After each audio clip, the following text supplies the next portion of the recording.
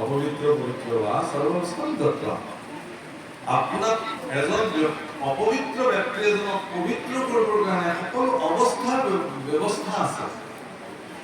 এজন ঘৃণনীয় সমাজত এজন ব্যক্তিয়ে ঘৃণনীয় কৰ্ম কৰিলে সেই ঘৃণনীয় কৰ্ম কৰা ব্যক্তিজনক সমাজে এটা বিধান দিয়ে যে তুমি ৰাইজক গোৱাদণ্ড আৰু টকা 10,000 দিবা, দিয়ে আমাৰ মানুহজনক মাতি কিনে ভালকে এসাঁজ খুৱাই দিবা, হ'ব ব্যৱস্থা আছে।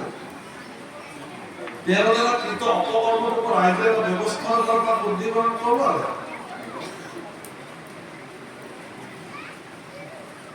কিন্তু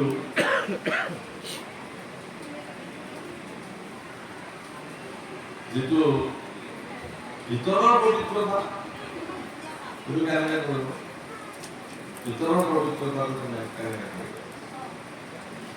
সেই কৰিব। ভিতৰৰ পবিত্ৰতাটো আনিবৰ কাৰণে আপুনি ভগৱন্তক স্মৰণ কৰিবই লাগে। যদি কৰিলে তেতিয়াহ'লে সেইকাৰণে পৰীক্ষিতৰ কি হ'ল, শৰীৰৰ মনৰ মনত ৰ'ব, শৰীৰৰ মনটো দূৰ হ'লেই মনৰ আভ্যন্তৰীণ মলিনতাটো তেওঁ দূৰ হৈ গ'ল। পৰম ঈশ্বৰ প্ৰকাশ বৈলন্ত জ্ঞাত আহি ৰাজা মহাৰাজ পৰীক্ষিত হৃদয়ত আহি ভগৱান সাক্ষাৎ কথা। এতিয়া কথাটো হ'ল কি যে মহাৰাজ পৰীক্ষিতৰ হৃদয়ত ভগৱান বিদিত হৈ গ'ল। আপোনাৰ মোৰ হৃদয়ত ভগৱান প্ৰকাশ হৈ থকা নাই, আছে। আপোনাৰ মোৰ সকলোৰে ভিতৰত ভগৱান বিদ্যমান হৈ আছে, কিন্তু প্ৰকাশিত হোৱা নাই। বিদ্যমান আৰু প্ৰকাশমান ইয়াৰ মাজত পাৰ্থক্য আছে, আছে কিন্তু কোনো দেখা নাই। চাকিগছ জ্বলি আছে, ই প্ৰকাশিত হৈ আছে, সূৰ্য প্ৰকাশিত হৈ আছে, কিন্তু এই প্ৰচণ্ড সূৰ্যটো এতিয়াই যদি ইচ্ছা কৰে কাল মেঘে যদি একদম আহি পেলাই ঢাকি পেলাই তেতিয়া সি বিদিত হৈ আছে, কিন্তু প্ৰকাশ নহয়। অৰ্থাৎ সূৰ্যৰ প্ৰচণ্ড প্ৰভাৱী আৰু প্ৰতাপী এটা সত্তাটো কিন্তু কাল মেঘে কি কৰিব পাৰে, তাক ঢাকি পেলাব পাৰে।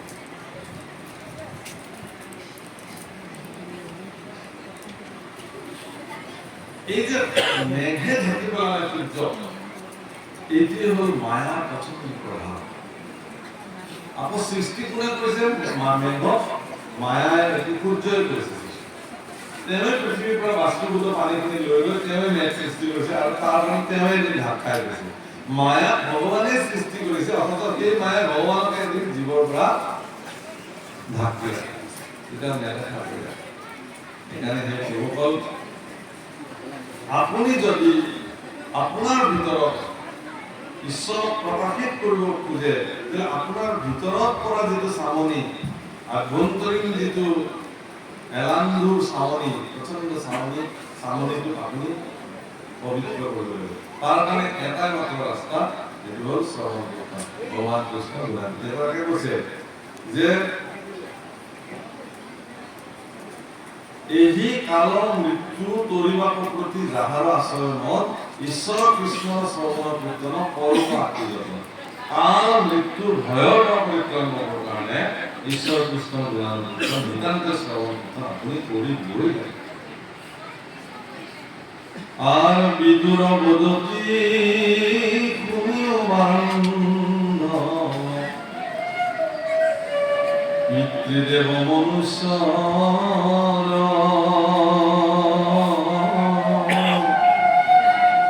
আয়ু যেন মত কহিলা হাতাক ইতি নিলু কবিত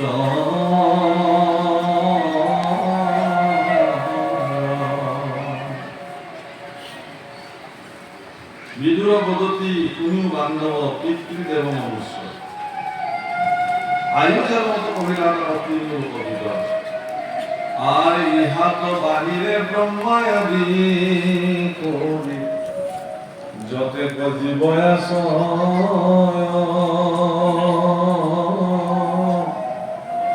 তা সম্বর আয়ু কহিয়া মোহর সেদিও ঘোর সংশয়ে আর তুমি মহামুনি ভালো মতে জানা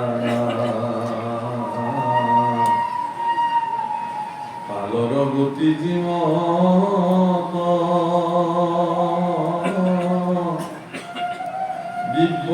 সুবলে ব্রহ্মাণ্ড দেখা জাত মহাযোগী যত আর এতে ইহার কথা কয়ো মুহূর্ত যদি আছে মনে দায়া প্রভুর চরিত্র শুনায়া সন্ধ্যায়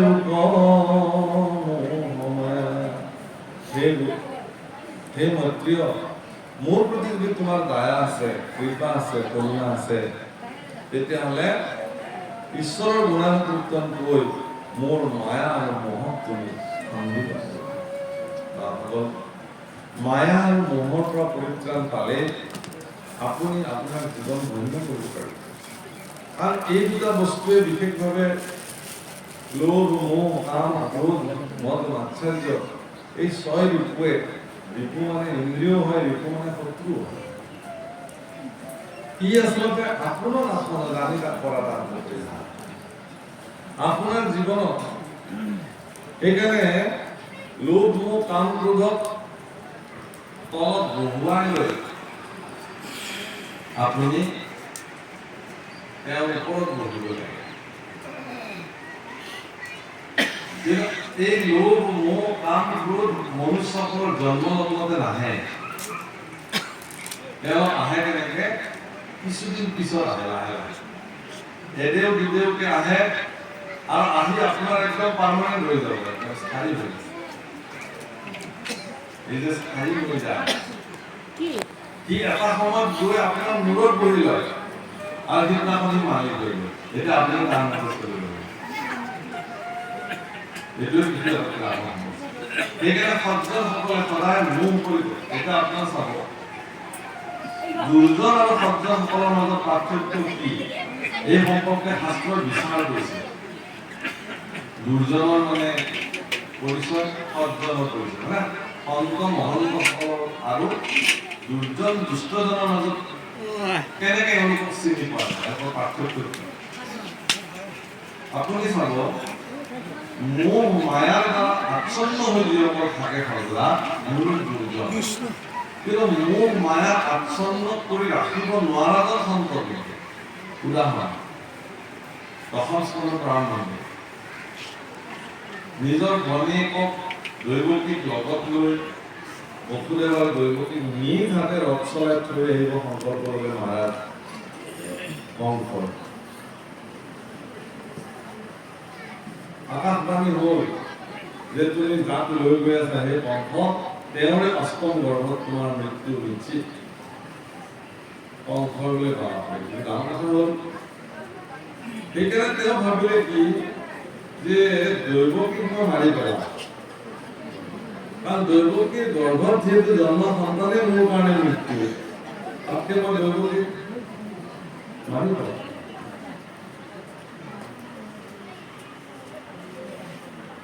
প্ৰলক্ষৰ ধাৰণা থকা ৰাৱণেও এনেকুৱা কাম এটা কৰিব গৈছিল তেওঁ এদিন দেখিলে যে অহল্যাৰ গৰ্ভত জন্ম হোৱা এজন পুৰুষে মোক মৃত্যু দিব সেইকাৰণে তেওঁ স্বয়ংবৰক অহল্যাৰ বিবাহ পাতিবলৈ তেওঁ গৈছে কিন্তু নহ'ল সম্ভৱ নহ'ল কংসই তেওঁক মাৰিব খোজা বসুদেৱে কেইটামান তেওঁক কথা ক'লে যে হে মহাৰাজ তুমি এগৰাকী প্ৰভাৱশালী পুৰুষ তোমাৰ বাহুবল পৰাক্ৰম জগত বিদিত কিমান বীৰ পুৰুষ তোমাৰ এই দুখন হাতৰ পৰাক্ৰমত মৃত্যুদণ্ড দেখুৱাইছে তাৰ কোনো বিশ্বাস নাই তোমাৰ এই খ্যাতি আৰু ৰহস্য সমগ্ৰ জগত প্ৰভাৱিত হৈছে আৰু এই দুখন হাতেৰে আজি যদি তুমি এগৰাকী নিৰস্ত্ৰ মহিলা তাতে আৰু তোমাৰ ভগ্নী যদি তেওঁক তুমি বধ কৰা ইমান দিনত তোমাৰ যিবিলাক যথেষ্ট কৃতিত্ব চব দিন আছে তুমি হয়তো ক'ব পাৰা যে এইখিনি কথা কৈ মই দৈৱকীক বচাবৰ কাৰণে প্ৰয়াস কৰিছোঁ বুলি কিন্তু হে কংসৰাজ মই আচলতে এইটো কৰা নাই তুমি দৈৱকীৰ গৰ্ভত জন্ম হোৱা সন্তানৰ পৰাহে তোমাৰ মৃত্যু আছে, দৈৱকীৰ পৰা তোমাৰ মৃত্যু নাই।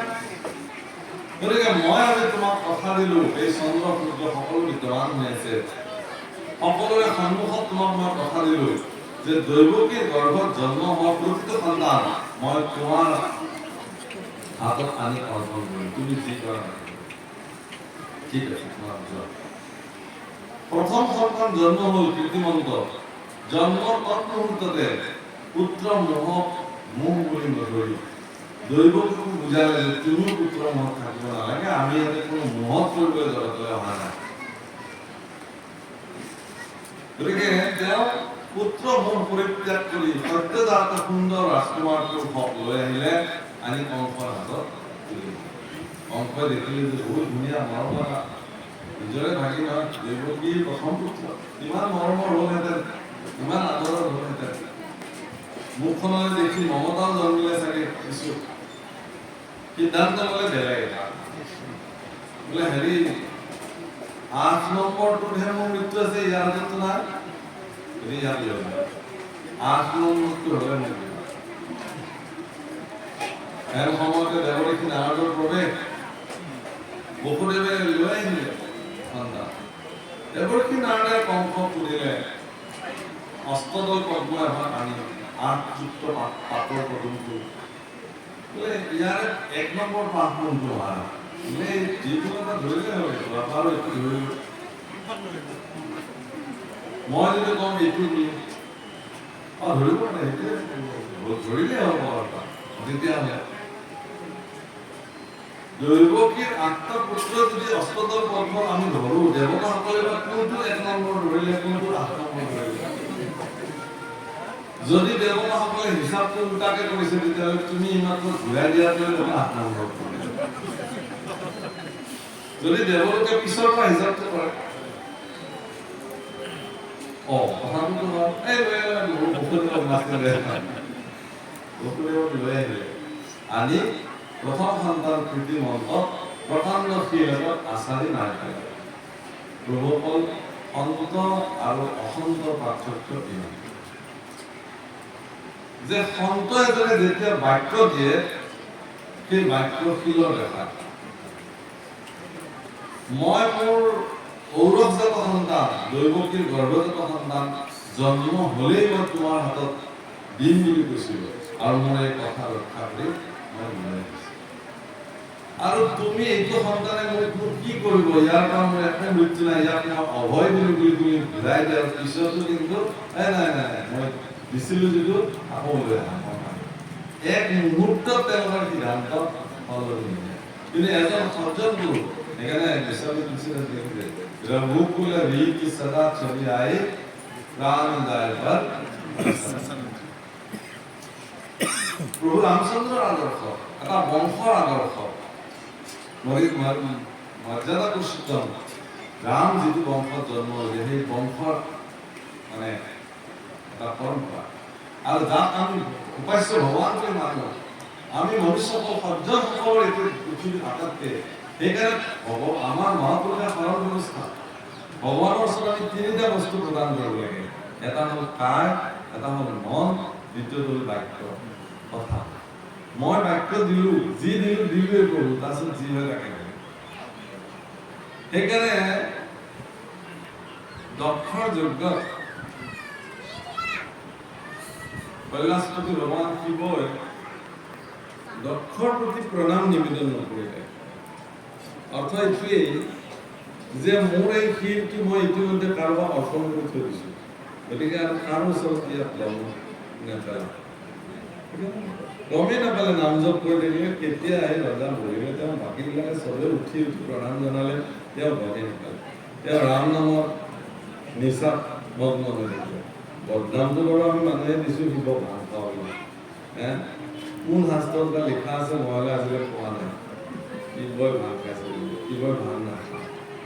শিৱ এগৰাকী পৰম সাধক পুৰুষ, পৰম বৈষ্ণৱ, শ্ৰেষ্ঠ দেৱতাসমূহৰ ভিতৰত ভগৱানে যাক অত্যন্ত প্ৰিয়, তেওঁৱেই বুলি কৈছে যে মই তেওঁৰ আৰু মোৰ মাজত কোনো ভিন্ন নাই, এই বুলি কৈছে। অভিনৱ হৰিহৰ তেওঁ বাদ দিয়ক, স্বয়ং মহাপুৰুষ শংকৰদেৱ গুৰুজনাই ভাগৱততে উল্লেখ কৰিছে হৰিহৰ অভিন্ন গুৰুচতুৰ্থ গুৰু নামত বিষ্ণু শিৱৰ তাপ ভিন্ন বুদ্ধি কৰে দিনা। তাৰমানে কি এজন ব্যক্তি নাম আৰু সাধনাৰ বলেৰে ভগৱানৰ সংস্পৰ্শলৈ যিদিনাখন আহিব সেইদিনাখন তেওঁ আৰু ভগৱান একেই হৈ যায়। গতিকে তেনেকুৱা এগৰাকী পুৰুষক আপুনি যেতিয়া মিছা অপবাদ দি পেলাই ঈশ্বৰৰ কৃপাত তেওঁলে জুই নিদিয়াকে এচিলিন আগবঢ়াই থৈ এইফালে কিমান চেলিন পাৰ হৈ যায় নামটো বিয়া হ'ল বাৰু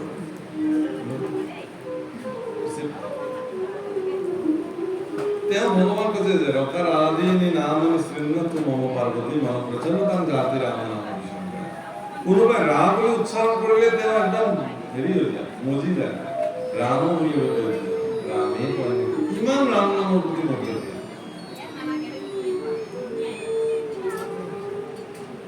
ইমান ৰাম নামৰ প্ৰতি মজি যায়।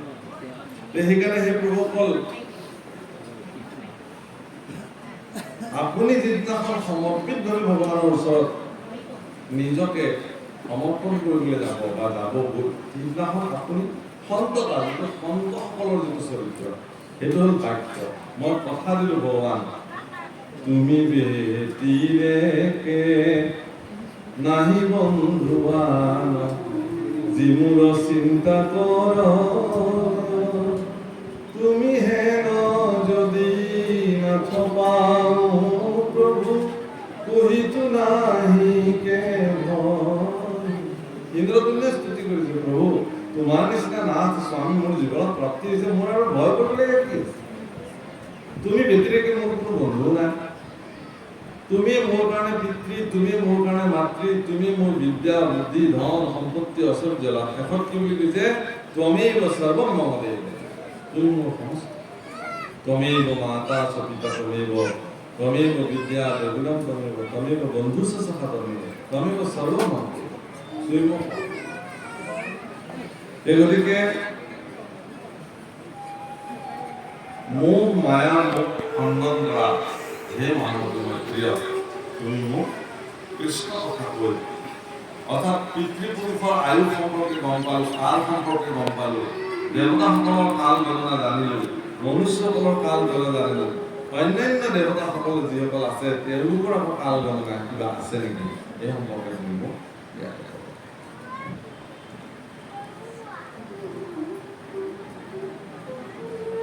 আর বদতি মৈত্রিয়মনি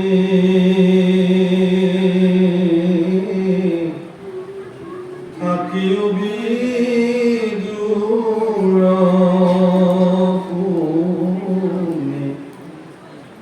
যেন থান প্রশ্নর উত্তর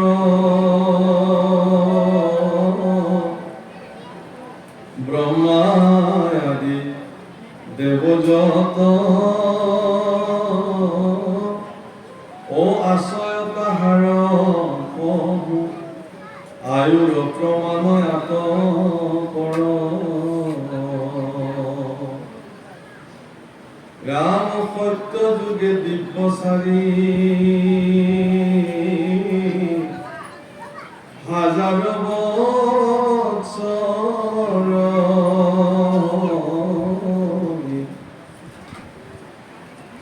দুই সন্ধ্যা হৈ আঠশত তৃতীয় হাজাৰ ত্ৰেতা সন্ধ্যা 200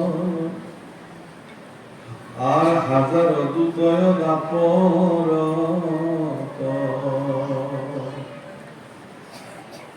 ৰাম 2 সন্ধ্যা 400 হাজাৰে কলি যুগ আৰ দেৱৰ 2 সন্ধ্যা হৈ 200 দেৱৰ বৎসৰ ইটো যুগ সন্ধ্যা নাম যত অনুৰূপে বুজাই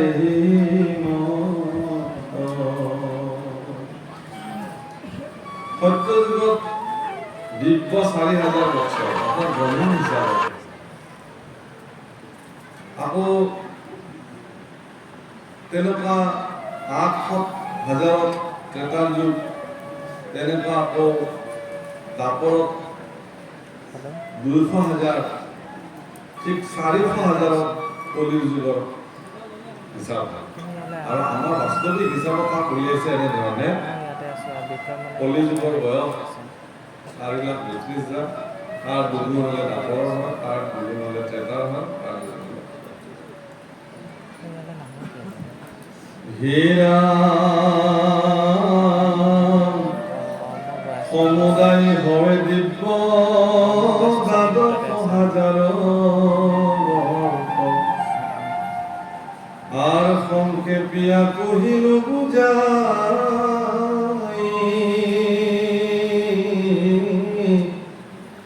আর সারি যুগে যেন ধর্ম প্রবর্তন তাক বুঝা মনে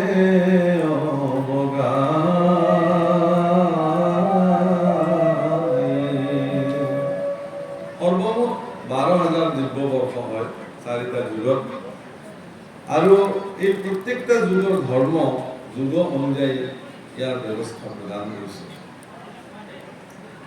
হীৰা সত্যে 4 পাদ ধৰ্ম মনুষ্যত আছিলে শিকাৰত ধৰ্ম নাছিল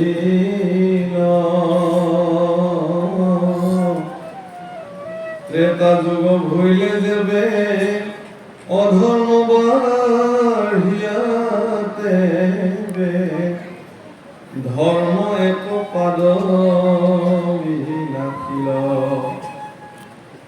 দ্বাপরত ধর্ম পাদয় অর্ধেক ভইলে সনাত বাঢ়ি ঘূৰয় ধৰ্ম প্ৰচুৰ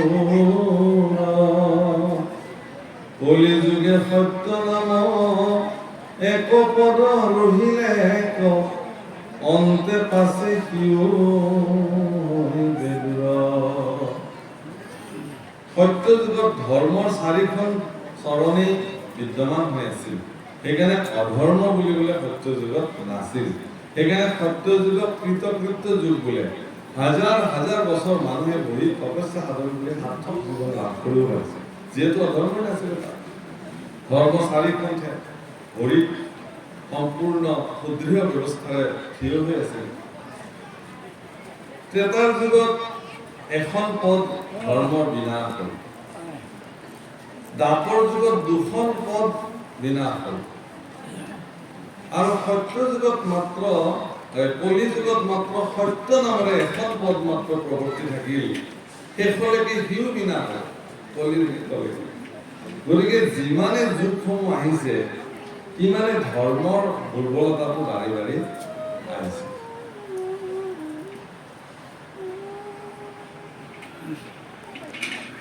হীৰা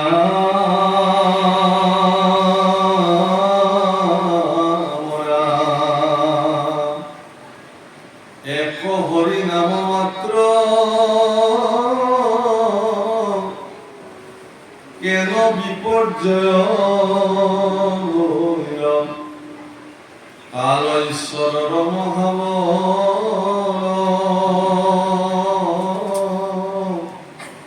এনয় হাজাৰ যুগে ব্ৰহ্মাৰ দিনে কহৈ ৰাত্ৰিও জানিবা মানে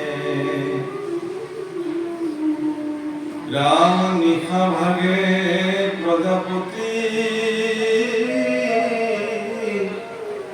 সৃষ্টি কাৰ্য কৰি হৰি ফুটিয়া থাকন্ত সাৱধানে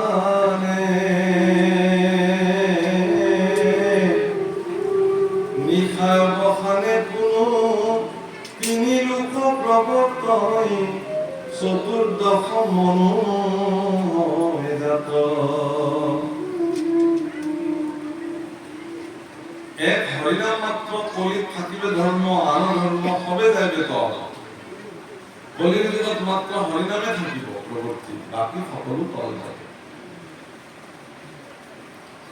ভগৱান কৃষ্ণই উদ্ধৱক এই কথা কৈছিল।